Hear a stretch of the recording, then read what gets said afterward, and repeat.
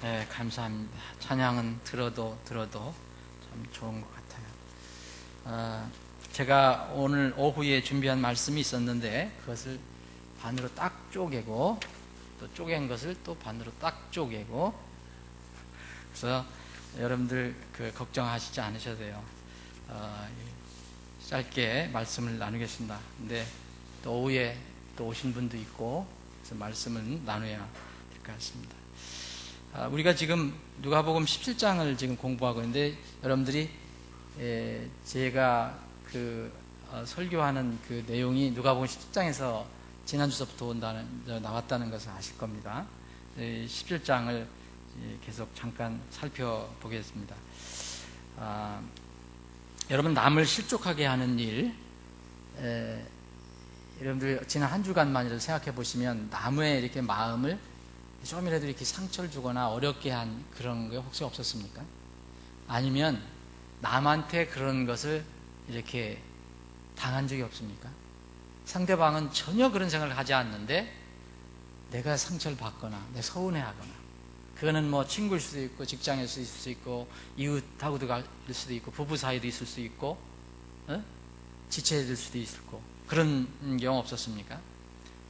분명히 우리는 이런 일을 이렇게 잘 이렇게 흔하게 하면서 삽니다. 나도 모르면서 지날 때도 있고, 내가 사실은 다른 사람한테 이렇게 상처를 받거나 서운해한 것은 많이 있는데 이렇게 내가 다른 사람한테 하는 거는 거의 모를 수가 또 많아요. 나중에 교제하다 보면 저럴 수도 있구나, 저게 이렇게 힘들었구나, 이렇게 생각되는 게 있어요. 어쨌든 이런 것들이 이 세상에서는 하나도 없을 수는 없다. 이런 일들이 일어날 수밖에 없다, 안 일어날 수가 없다라고 주님께서 말씀하셨어요. 주님 오시기 전까지는 이게 일어납니다. 그래서 실족하게 있는 일들이 일어나지 않을 수 없다. 그런데 주님께서 뭐냐면 그런 일이 안 일어날 수는 없는데, 그렇다고 주님께서는 책임을 안 물으시냐? 물으십니다. 그런 일들을 일으키는 자에게는 화가 있다라고 했습니다. 17장 1절. 이것은 우리에게 뭘 얘기해 줍니까? 특히 2절에 보면 작은 자들 중에서, 이 작은 자들 중에서 하나를 실족하게 하는 것은 엄청난 큰 죄다. 특히 구원에 관해서, 영혼에 관한 어떤 실족하게 하는 것은 말할 수 없는 큰 죄입니다. 이걸 보면은 우리 사역자라든지 복음을 전하는 사람이라든지 이런 사람들은 말할 수 없는 책임감입니다. 그래서 복음을 이상하게 전하거나 육신적인 욕심으로 전하거나 다른 사람들은 정말 지금 모르지만 주님 앞에 설 때는 엄청난 책임을 져야 된다. 이런 말씀을 보면은 우리는 삶을 돌아보고 우리의 언행을 늘 주의해야 할 이유가 거기에 있습니다. 그래서 이 누가복음 17장 1절 2절에 그런 말씀하시고 3절부터는, 오늘 말씀은 3절 4절 5절인데 이 3절 4절에는 형제와 어떤 관계에서 이 문제를 다루고 있습니다. 1절 2절은 남을 실족하게 하는 일들, 이걸 다루고 있고, 3절에는 3절 4절은 용서에 관한 이야기를 하시는데, 용서가 주제가 아닙니다. 여러분 잘 보시면 용서만 주제가 아닙니다. 많은 사람들이 용서를 주제로 여기 생각하는데 저는 용서만 주제라고 생각하지 않습니다. 용서만 주제가 아니고 용서와 함께 정의와 회개를 다루고 계십니다. 무슨 말씀이냐면, 용서 전에 용서하는 사람의 그 불의에 대한 반드시 어떤 태도가 필요하다는 겁니다. 너희는 스스로 주의하라. 만일 내 형제가 내게 범법하거든 그를 꾸짖고 그가 회개하거든 그를 용서하라. 그가 만일 하루에 7번 내게 범법하고 하루에 7번 내게 돌아와 이르기를 내가 회개하노라 하거든 너는 그를 용서하라 하시니라. 분명히 용서의 주제인데 주님께서는 용서만 얘기하지 않고 그 용서의 전에 어떤 단계가 필요하냐, 정의로운 태도가 필요하다. 많은 사람들이 얘기합니다. 용서하시오. 그런데 주님께서 여기서 말씀하신 그 사람이 범법했던 불을 저질렀거든 꾸짖으라는 말은 잘 안 합니다. 주님께서 항상 이 말씀이 앞에 서 있습니다. 여러분, 가늠하다 잡혀온 여인 어떻게 얘기했는지 아시죠? 먼저 정죄를 했어요. 그 여인을. 그것이 아니면 주님은 의로운 분이 아니에요. 꾸짖고 그가 회개하든 용서하라 그랬습니다. 그가 회개하거든 용서하라. 이것이 주님의 가르침입니다. 근데 지금 이 시대에 이 앞에 있는 게 없어지는 거예요. 자꾸 주님의 사랑을 이야기합니다. 사랑 좋은 겁니다. 용서를 받는 사람의 필요한 태도가 있다 이거예요. 그건 회개고요. 용서해 줄 사람의 태도는 뭐냐? 상대방을 긍휼히 여기시는 마음과 함께 정의에 대한 태도를 가지라는 거예요. 무엇이 옳고 그른 거에 대한 분명한 태도가 있다 이거예요. 사람과 사람 사이의 용서는 반드시 전제로 불의에 대한 꾸짖음과 회개가 요구된다는 겁니다. 모든 세상 죄를 하나님께서 용서하셨잖아요.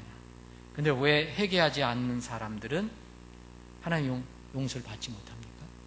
왜 예수님은 모든 사람의 죄를 다 용서했다고 그랬는데, 세상 죄를 다 제거했다고 그랬는데 왜 여전히 많은 사람들이 하나님의 용서 안에 못 들어갑니까? 이 앞에 부분이 결여되어 있기 때문에 그렇습니다.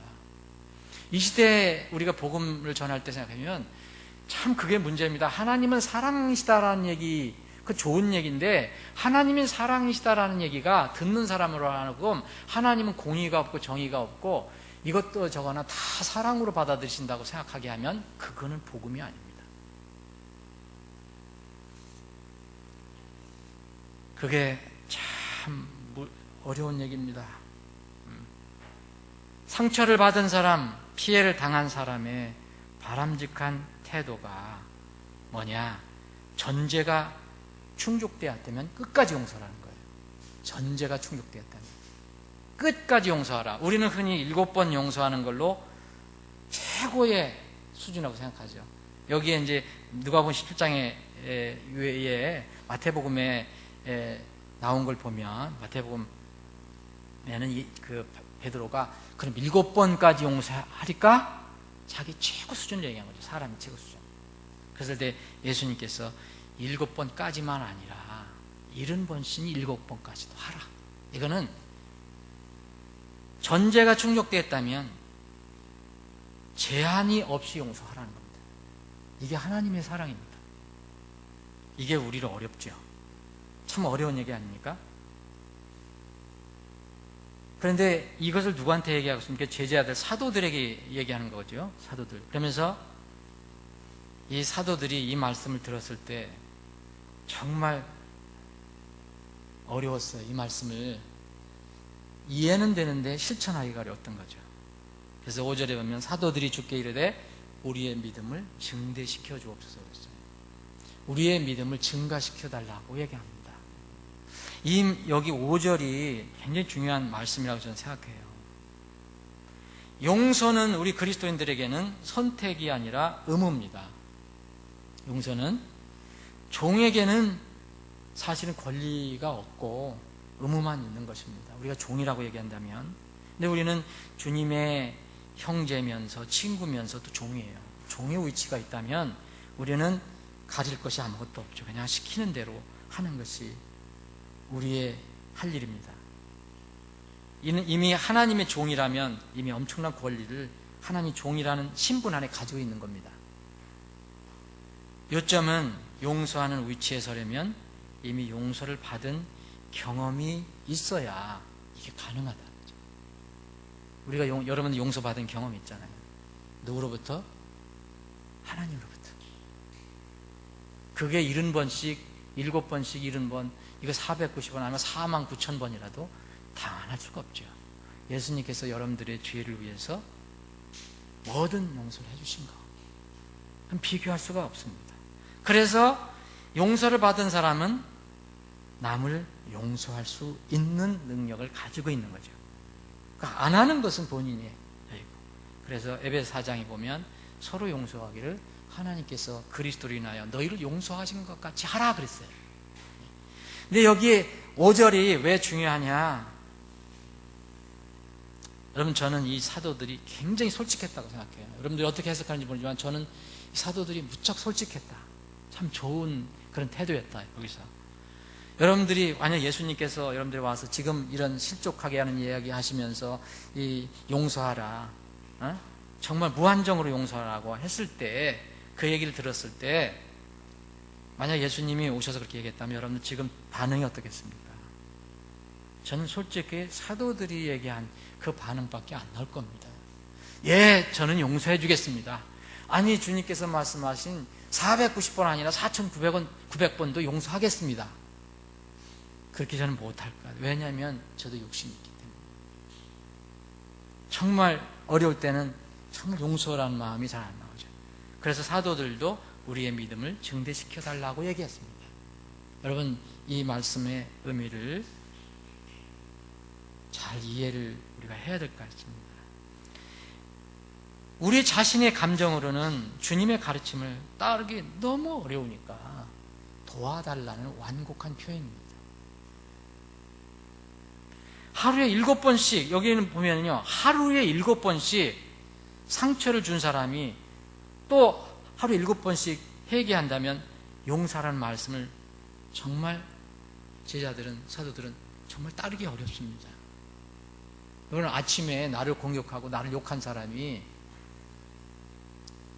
아침에 와서 1시간 후에 와서 용서를 빌어서 용서를 해줬어요. 근데 또 시간마다 그래요. 저녁 때까지. 그럼 하루에 7번 그렇게 하면 여러분 어떻게 되겠습니까? 정말 소위 세상 말로 이게 열려갖고 2번, 3번 참아서 4번 이게 열려갖고 눈에 안 보일 겁니다. 상대를 안 할 것이고. 그런데 주님은 하루에 7번 내게 범법하고 하루에 7번 내게 돌아와서 이르기를 내가 회개하노라 하면 용서하라는 거예요. 이게 예수님의 가르침입니다. 제자들은 못한다 그랬어요. 사실 못한다 그런 겁니다. 우리 믿음으로는 지금 안 됩니다. 좀 우리 믿음을 크게 해달라고 얘기합니다. 저는 이 말씀이 참 와닿습니다. 여러분, 그리스도인이라고, 그리스도인이 되었다고, 주님의 교회 성도라고 완전할 수 없죠. 그러나 하나님의 말씀은 영원한 하나님의 말씀입니다. 문제는, 지금 이 시대의 문제는요, 이렇게 할 때 내 믿음을 하나님 말씀에 맞추려고 하질 않고 그런 말씀을 어떻게 따르냐, 이렇게 이야기하는 거거든요. 이게 차이입니다. 내 신앙에다가 하나님 말씀을 끌어다가 맞추려고 하는 것이 이 세상의 태도입니다. 제자들의 태도는 그게 아니고요, 이 사도들 여기서는 하나님 말씀이 떨어졌습니다. 이 도저히 내 믿음으로는 안 됩니다. 2-3번도 힘든데 7번씩 하루에? 그래서 제자들은 내 믿음이 커지지 않으면 안 되겠다, 그래서 이야기를 한 것입니다. 내가 하나님의 말씀에 맞추려고 노력하는 것이 진정한 신앙생활입니다. 누가 뭐래도. 근데 이때 우리는 종종 하나님 말씀이 무겁게 느껴지죠. 여러분들 그렇죠? 무겁게 느껴지죠. 근데 사실은 하나님 말씀이 무거운 것이 아니라 우리 육신에서 나오는 마음의 태도가 무거운 겁니다. 요한일서 5장 3절에 이런 말씀입니다. 우리가 그분의 명령을 지키는 것, 이것이 곧 하나님을 사랑하는 것입니다. 그분의 명령들은 무겁지 아니하니라. 그분의 명령은 무겁지 아니하라 했습니다. 이럴 때 반드시 가져야 할 우리의 태도는 바로 제자들의 이 말씀입니다. 반응입니다. 저는 이 제자들의 솔직한 심정을 토로했다고 생각해요. 주님의 말씀은 진리입니다. 제 감정으로는, 제 생각으로는 지금 도저히 그거 제가 실천하기 어렵지만, 그러나 여전히 하나님 말씀은 진리입니다. 그런데 제 믿음이 약합니다. 우리가 주님의 말씀을 기쁘게 따를 수 있도록 제 믿음을 좀 크게 해주세요. 이런 태도가 필요합니다. 근데 지금 이 시대에 어떻게 되어 있는지 아시죠? 바꿔지고 있습니다. 그래서 상황이 오면 지금 이 시대가 어떤데, 지금 내 상황이 어떤데, 그래서 그 말씀을 무시합니다. 그래서 말씀을 끌어다가 내 삶에다가 맞춰달라고 합니다. 우리 이것을 한번 깊이 생각해 봅시다. 지금 교회들이, 우리 주위에 있는 교회들도 점점 이런 거 이렇게 가고 있습니다. 제가 체험적으로 요새 느낀 겁니다. 어느 목회자 입에서도 그걸 제가 들었고, 이건 놀랄 일이 아니다. 놀랄 일이 아니다. 우리가 믿음을 증대시켜달라고 하는 게 아니고, 목사님 그러실 때 그거 어렵습니다. 그런 말씀 들을 때 가슴이 무너지는 것 같았습니다. 그러나 놀라지 마십시오. 믿음이 있는 자라는 것은 말씀을 따르는 것이지 내 감정이나 내 환경이나 이런 것을 따르는 게 아닙니다. 부디 이럴 때 주님께 도우심을 구하는, 말씀을 그대로 두고 말씀을 그대로 섬기고 우리를 변화시키는 그런 능력을 얻기를 주시기를 주님께 기도하시기 바랍니다. 주님, 오늘도 오후에 모여서 주님을 기쁘게 찬양하고 짧은 시간 말씀을 나눴습니다. 주님, 이 많은 사람들이 주님을 찬양하지만 마음속으로 주님과의 결정적인 문제가 있을 때는 주님을 주라고 부르지 않고, 입으로는 부르지만 주님이 자기의 종처럼 나에 맞춰달라고 하는 그런 이런 상황들이, 현상들이 지금 많이 벌어지고 있습니다. 주님, 저희들의 믿음을 증가시켜 주길 원합니다. 그래서 주님께서 주시는 그 힘과 능력으로 이 세상을 이겨나갈 수 있게 하여 주옵소서. 한 주간도 저희들 세상에서 살아갈 때 주님 저희들과 동행해 주시고, 주님께서 우리의 생명이 되어 주셔서 있는 곳, 거하는 곳, 처하는 곳이 주님과 동행하는 작은 천국이 되게 하여 주옵소서. 거룩하신 예수님의 이름으로 기도합니다.